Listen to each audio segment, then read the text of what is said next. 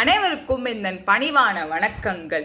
ஈன்ற பொழுதின் பெரிதுவக்கம் தன் மகனை சான்றோன் என கேட்ட தாய் என்ற திருக்குறளுக்கு ஏற்ப நமது தாயான இந்தியா மிகவும் பெருமைப்பட்டு பார்த்த ஒரு மகன்தான் டாக்டர் ஏபிஜே அப்துல் கலாம் ஐயா அவர்கள். அவர் ராமேஸ்வரத்தில் பிறந்து வறுமையான குடும்பத்தில் வாழ்ந்து படிப்படியாக படித்து முன்னேறிய ஒரு மாமனிதர். 1960 விஞ்ஞானியாக தன் வாழ்நாளை தொடங்கினார். பிற்காலத்தில் இந்தியாவின் ஏவுகணை நாயகன் என்று மக்களால் போற்றப்பட்டார். இவ்வாறு விண்வெளி துறையிலும் பாதுகாப்பு துறையிலும் பல சாதனைகளையும் சரித்திரங்களையும் புரிந்து வந்தார். அவற்றில் ஒன்று குறிப்பிடத்தக்கதுதான் 1998 பொக்ரானில் நடந்த 2ஆம் அணுகுண்டு சோதனையின் வெற்றியே ஆகும். இந்த வெற்றியின் மூலம் உலக நாடுகள் அனைத்தையும் இந்தியாவை பார்த்து வியக்கச் செய்தார்.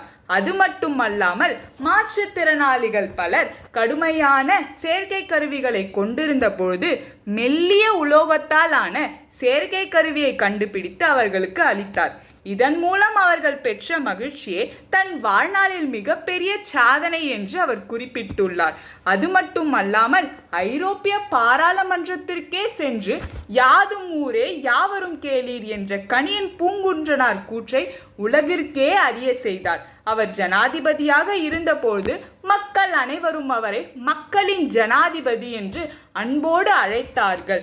பாரத் ரத்னா, பத்மபூஷன், பத்ம விபூஷன் போன்ற பல விருதுகளை அவர் பெற்றுள்ளார்.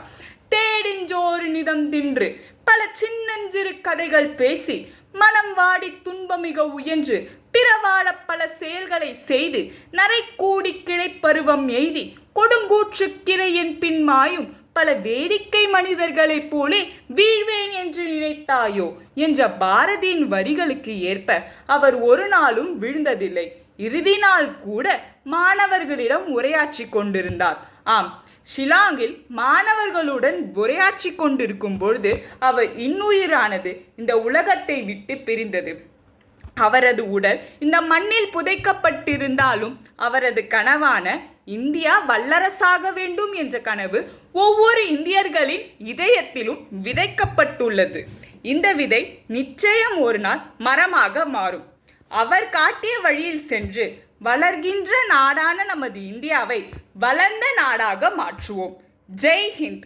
நன்றி, வணக்கம்.